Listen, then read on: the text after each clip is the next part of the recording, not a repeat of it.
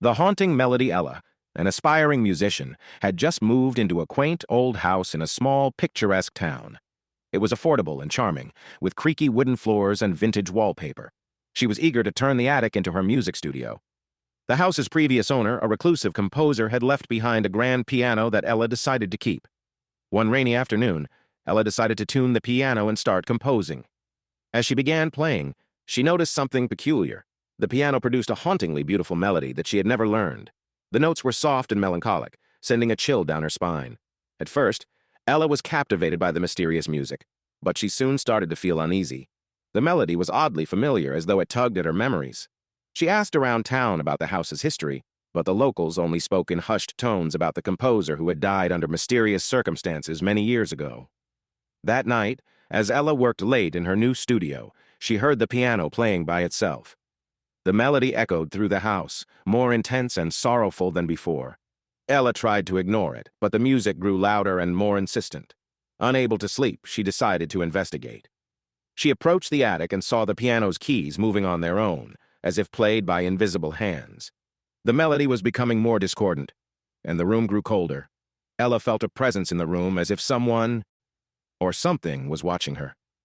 The next day, she found an old journal hidden beneath the piano. It belonged to the previous owner, the composer. The final entries were frantic, describing how the music took on a life of its own, and how he was trapped in the melody.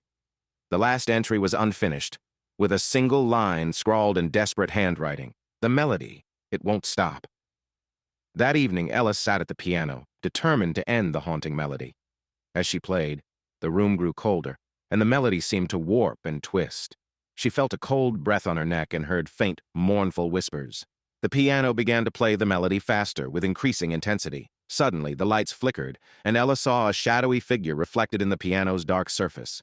The figure, a gaunt man with hollow eyes, seemed to be playing the piano alongside her. The ghostly figure's expression was a mixture of despair and anger. The melody reached a crescendo, and Ella felt an overwhelming pressure, as though the music was pulling her in. The ghostly figure extended a translucent hand towards her, and the whispers grew louder, forming words she could barely understand. "Join us, trapped, forever." In a final act of desperation, Ella slammed the piano lid shut. The room fell silent and the temperature returned to normal, but the melody had not ceased. It continued in her mind, a haunting refrain that she couldn't escape. Ella left the house that night, never to return. The piano remained in the attic, untouched and silent. Those who visited the house afterward reported hearing the faint strains of the eerie melody playing in the dead of night, and the whispers of trapped souls begging for release. The house, now a source of local legend, stands abandoned, with its haunting melody echoing through the empty rooms, a chilling reminder of the music that once trapped a soul within its sorrowful tune.